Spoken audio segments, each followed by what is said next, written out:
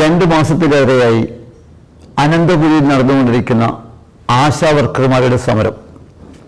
ആ സമരം ജനഹൃദയങ്ങളിലേക്ക് എത്തിച്ചുകൊണ്ട് സപ്തഭാഷാ നഗരമായ കാസർഗോഡ് നിന്നും അനന്തപുരിയിലേക്ക് ആരംഭിച്ച സമര പ്രചരണ ജാഥ ഇന്ന് മലപ്പുറം ജില്ലയിൽ പ്രവേശിച്ചിരിക്കുകയാണ്. ആദ്യ സ്വീകരണം ഇടിമുഴിക്കൽ, മലപ്പുറം ജില്ലാ അതിർത്തിയായ ഇടിമുഴിക്കൽ ആയിരുന്നു. അത് അവിടെ ഉദ്ഘാടനം ചെയ്തത് മലപ്പുറം ജില്ലാ പഞ്ചായത്ത് പ്രസിഡന്റ് ശ്രീമതി റഫീഖ. ഒപ്പം അവിടെ മുഖ്യ പ്രഭാഷണം നടത്തിക്കൊണ്ട് സംസാരിച്ചത് പ്രിയപ്പെട്ട PV അൻവർ, ഒപ്പം UDF നേതാക്കളും. അവിടെ അൻവർ ഉയർത്തിയ ഒരു സന്ദേശം, അദ്ദേഹം മാസങ്ങളായി പറഞ്ഞുകൊണ്ടിരിക്കുന്ന ഒരു കാര്യം വീണ്ടും അദ്ദേഹം ആവർത്തിച്ചിരിക്കുന്നു, പിണറായിസത്തെക്കുറിച്ച്. പിണറായിസമാണ് ഇന്ന് കേരളം ചർച്ച ചെയ്യേണ്ടത് എന്നതിലേക്ക് കേരളീയ സമൂഹത്തിൻ്റെ ശ്രദ്ധ ക്ഷണിക്കുകയാണ് നമ്മൾ ഇന്ന് ഫോക്കസ് കേരളയിലൂടെ. ഫോക്കസ് കേരളയിൽ ഇന്ന് നാം സംസാരിക്കുന്നത് ആശാ വർക്കർമാരുടെ സമരത്തെക്കുറിച്ചും ആ സമരം അവസാനിപ്പിക്കേണ്ടതിലേക്ക് ജനശ്രദ്ധ തിരിച്ചു വിടുന്നതിന് വേണ്ടി സർക്കാരിൻ്റെ ശ്രദ്ധ ക്ഷണിച്ചുകൊണ്ട് കേരളത്തിൽ നടന്നുകൊണ്ടിരിക്കുന്ന ആ സമരത്തെക്കുറിച്ചും ആ ജാഥയെക്കുറിച്ചുമാണ്. 2 മാസത്തോളമായി ആശാ വർക്കർമാർ തിരുവനന്തപുരത്ത് തലസ്ഥാന നഗരിയിൽ സർക്കാരിൻ്റെ മൂക്കിന് മുമ്പിൽ സമരരംഗത്താണ്. 232 രൂപ വേതനം കിട്ടുന്ന ആശാ വർക്കർമാർ, വേദനയല്ലാതെ മറ്റൊന്നും സ്വന്തമായി ഇല്ലാത്ത ഒരു വിഭാഗമാണ് ആശാ വർക്കർമാർ. നിപ്പയും കോവിഡുമൊക്കെ വന്ന കാലത്ത് സ്വന്തം ജീവിതം മാറ്റിവെച്ചുകൊണ്ട്, സ്വജീവിതം തണവൽഗണിച്ചുകൊണ്ട് ജനസേവനത്തിന് ഇറങ്ങിത്തിരിച്ച ഒരു വിഭാഗമായിരുന്നു ആശാ വർക്കർമാർ. അവർക്ക് ഇന്ന് കിട്ടുന്നത് കേവലം 232 രൂപയാണ്. അവരാവശ്യപ്പെടുന്നത് അവരുടെ ശമ്പളത്തിലൊരു ചെറിയ വർധനവാണ്. ഒരു 100 രൂപയെങ്കിലും കൂട്ടിക്കൊടുത്തുകൊണ്ട് ആ സമരം അവസാനിപ്പിക്കാനുള്ള ബാധ്യത സർക്കാർ ഏറ്റെടുക്കണം. പക്ഷേ കഴിയുന്നില്ല. 95 കോടി രൂപ മുടക്കിക്കൊണ്ട് 14 ജില്ലകളിൽ ഉത്സവം നടക്കുകയാണ്. 4ാം വാർഷികം ആഘോഷിക്കുന്നതിന് വേണ്ടി 95 കോടി രൂപയാണ് സർക്കാർ നീക്കിവെച്ചത്. 25.5 കോടി രൂപയാണ് പിണറായിയുടെയും മരുമകന്റെയും ചിത്രം വെച്ചുകൊണ്ട് ഫ്ലക്സ് സ്ഥാപിക്കുന്നതിന് വേണ്ടി കേരളത്തിൽ നീക്കിവെച്ചത്. ഇതൊക്കെ കേരളത്തിൽ നടക്കുമ്പോഴാണ് ജീവിക്കാൻ വേണ്ടിയുള്ള പോരാട്ടം നടത്തുന്ന ആശാ വർക്കർമാർ. അവരെയാണ് അമേരിക്കൻ സാമ്രാജ്യത്വത്തിൻ്റെ പേരിൽ മുദ്രകുത്തിക്കൊണ്ട് ജമാഅത്തെ ഇസ്ലാമിയും SDP ഒക്കെ ആക്കി മാറ്റിക്കൊണ്ട് അവരെ കണ്ടില്ല, ആ സമരത്തെ കണ്ടില്ലെന്ന് ഒരുക്കാൻ ശ്രമിക്കുന്നത്. അതിനാണ് കേരളീയ സമൂഹം ഉണർന്ന് പ്രവർത്തിക്കേണ്ടത്. ആ ഒരു അവസ്ഥ കേരളത്തിൽ ഉണ്ടാവാൻ പാടില്ല. ആ സമരത്തെ മാന്യമായി ഒത്തുതീർപ്പെത്തിക്കാനുള്ള ശ്രമമാണ് സർക്കാരിൻ്റെ ഭാഗത്തുനിന്ന് ഉണ്ടാവേണ്ടത്. PSC അംഗങ്ങളുടെ ശമ്പളം 2 ലക്ഷത്തിൽ നിന്ന് അത് 4 ലക്ഷമായി ഉയർത്തിയ ഒരു കാലം.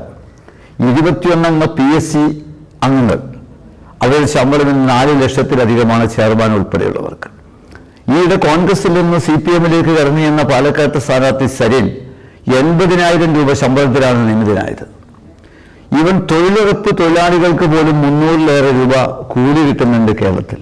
അവിടെയാണ് ഒരു തൊഴിലാളി, അതും വൈദ്യരംഗത്ത്, മെഡിക്കൽ രംഗത്ത് പ്രവർത്തിക്കുന്ന, ആരോഗ്യ രംഗത്ത് പ്രവർത്തിക്കുന്ന, കേരളത്തിൽ നിന്ന് ഏറ്റവും ആവശ്യമുള്ള ഒരു വിഭാഗമാണ് ആശാ വർക്കർമാർ. അവർക്ക് 232 രൂപ വേതനമായി കിട്ടുന്നു.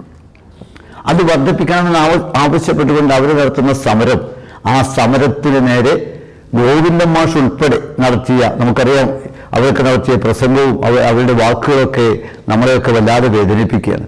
ആ സമരം നടത്തിക്കൊണ്ടിരിക്കുന്നത് ജമാഅത്തെ ഇസ്ലാമിയും SDP-യുമാണ് എന്നാണ് ഗോവിന്ദൻ മാഷ് പറഞ്ഞത്. മാത്രമല്ല അവർ അരാഷ്ട്രീയവാദികളാണെന്നും സമരം രാഷ്ട്രീയ പ്രേരിതമാണെന്നും ഒപ്പം അതിന് പിന്തുണ നൽകുന്നത് അമേരിക്കൻ സാമ്രാജ്യത്വമാണ് എന്ന് ഗോവിന്ദൻ മാഷ് പറയുമ്പോൾ യഥാർത്ഥത്തിൽ നമ്മളൊക്കെ വീണ്ടും സന്ദേശം എന്ന സിനിമയിലേക്ക് നമ്മുടെ ശ്രദ്ധ പോവുകയാണ്. സന്ദേശം സിനിമയിൽ ഇത്തരം ചില വാചകങ്ങളുണ്ട്, നമ്മൾ ഓർക്കുകയാണ്. എന്തുകൊണ്ട് പരാജയപ്പെട്ടു എന്ന ചോദ്യത്തിന് കൊളോണിയലിസ്റ്റ് ചിന്താശക്തിയുടെ അന്തർധാര അതിശക്തമായിരുന്നു പരാജയ കാരണമെന്നായി അനുമാനിക്കാനെന്ന് അന്ന് പറഞ്ഞത് നമ്മൾ ഇന്ന് ഓർക്കുകയാണ്. അതുപോലെ ചില പ്രസ്താവനകൾ, ആ സിനിമയിൽ പറഞ്ഞ അതേ വാചകങ്ങളാണ് ഇന്ന് ഗോവിന്ദൻ മാഷ് ആവർത്തിച്ചുകൊണ്ടിരിക്കുന്നത്. അതുകൊണ്ട് ഈ സമരത്തിന് നേരെ കണ്ണടക്കുന്ന സർക്കാരിൻ്റെ കണ്ണു തുറപ്പിക്കുക എന്നതാണ് ഈ സമരത്തിൻ്റെ ഉദ്ദേശം. യഥാർത്ഥത്തിൽ അധ്വാനിക്കുന്ന തൊഴിലാളി വർഗത്തിന് വേണ്ടി രൂപപ്പെട്ട പ്രസ്ഥാനം ഇന്ന് മുതലാളിത്തത്തിൻ്റെ പിടിയിൽ അമർന്നു കഴിഞ്ഞിരിക്കുന്നു. അദാനി ഞങ്ങളുടെ പാർട്ണറാണെന്ന് വാസവൻ എന്ന മന്ത്രിക്ക് പറയേണ്ടി വരുന്ന ഒരു അവസ്ഥയിലേക്ക് കേരളം ഇന്ന് അധപ്പതിച്ചിരിക്കുന്നു.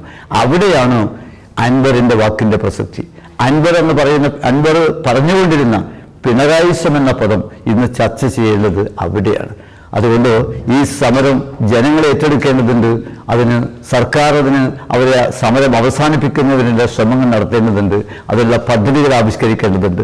കാലം എത്ര കടന്നുപോയാലും അവർ പട്ടിണി കിടന്ന് മരിക്കേണ്ടി വന്നാലും അവർ സമരവുമായി മുന്നോട്ട് പോകുന്നത് രാഷ്ട്രീയ പ്രേരിതമാണ് എന്ന വാദം ഉന്നയിച്ചുകൊണ്ട് ആ സമരത്തെ ഇല്ലായ്മ ചെയ്യാൻ, സമരത്തെ നിസ്സാരവൽക്കരിക്കാൻ പിണറായിയും അതുപോലെ CPM നടത്തുന്ന ശ്രമങ്ങൾ കേരളത്തിൽ ഒരിക്കലും അത് വിലപ്പോകില്ല, യാതൊരു സംശയമില്ല. ഒട്ടേറെ സമരങ്ങൾ ഇതുപോലെ കണ്ട ഒരു കേരളമാണിത്.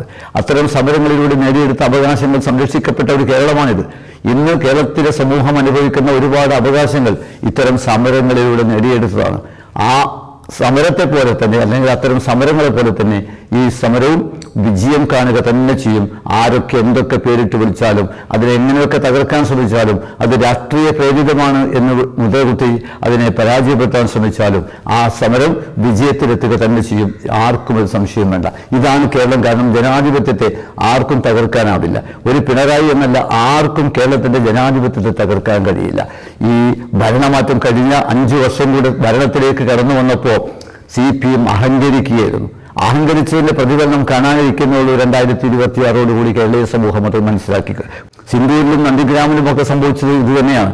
34 കൊല്ലക്കാലം ഭരിച്ച പശ്ചിമ ബംഗാളിൽ സിന്ധൂരും നന്ദിഗ്രാമവുമാണ് ആ പ്രസ്ഥാനത്തെ ഉപ്പുവെച്ച കലം പോലെയാക്കി തീർത്തത്.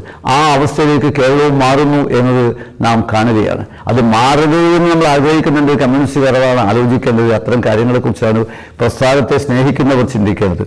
പക്ഷേ ഒരു പിണറായി എന്ന കമ്മ്യൂണിസം എന്ന് കമ്മ്യൂണിസ്റ്റ് പ്രവർത്തകർ, CPMന്റെ പ്രവർത്തകർ മനസ്സിലാക്കണം. ഒരു പിണറായിയോടുകൂടി അവസാനിക്കാൻ പാടില്ല. ഞാനും എൻ്റെ ബീവിയും പിന്നെ ഒരു TVയും എന്ന തലത്തിലേക്ക് നാം അതപ്പതിച്ചു പോകും. നമുക്കറിയാം, നമ്മുടെ കഴിഞ്ഞ കൊറോണ കാലഘട്ടം, നിപ്പ കാലഘട്ടം ഒക്കെ നമുക്ക് ഓർമ്മയുണ്ട്. 2019-20 കാലഘട്ടത്തിൽ എന്നും വൈകുന്നേരം 6 മണിക്ക് മുഖ്യമന്ത്രിയുടെ പത്രസമ്മേളനം കാണാൻ ആളുകൾ തടിച്ചുകൂടുമായിരുന്നു. അന്ന് മുഖ്യമന്ത്രി ഓരോ ദിവസവും ഉണ്ടാകുന്ന കേസുകൾ ജനങ്ങളോട് വിളിച്ചു പറയുമായിരുന്നു. ഇത്രയാൾക്ക് രോഗം ബാധിച്ചു, ഇത്രയാൾ രോഗമുക്തരായി, ഇത്ര ആളുകൾ ഹോസ്പിറ്റലിലുണ്ട്, ഇത്ര ആളുകൾ ഡിസ്ചാർജ് ചെയ്യപ്പെട്ടു തുടങ്ങിയ കാര്യങ്ങൾ മുഖ്യമന്ത്രി കേരളീയ സമൂഹത്തോട് വിളിച്ചു പറയുന്നത് ഇവർ കൊടുത്ത കണക്കിന്റെ അടിസ്ഥാനത്തിലായിരുന്നു. അങ്ങനെ നിത്യവും ജനങ്ങൾക്ക് വേണ്ടി ജനങ്ങൾക്കിടയിൽ പ്രവർത്തിച്ച ഒരു വിഭാഗമാണ് ആശാവർക്കർമാർ. അവർ കൊടുത്ത കണക്കായിരുന്നു മുഖ്യമന്ത്രി പത്രസമ്മേളനത്തിലൂടെ വിളിച്ചു പറഞ്ഞിരുന്നത്. അതായിരുന്നു സത്യത്തിൽ 2ാം പിണറായി ഗവൺമെന്റ് അധികാരത്തിൽ വരാനുള്ള പ്രധാന ഘടകമായി കണ്ടത്, കാരണമായി കണ്ടത്.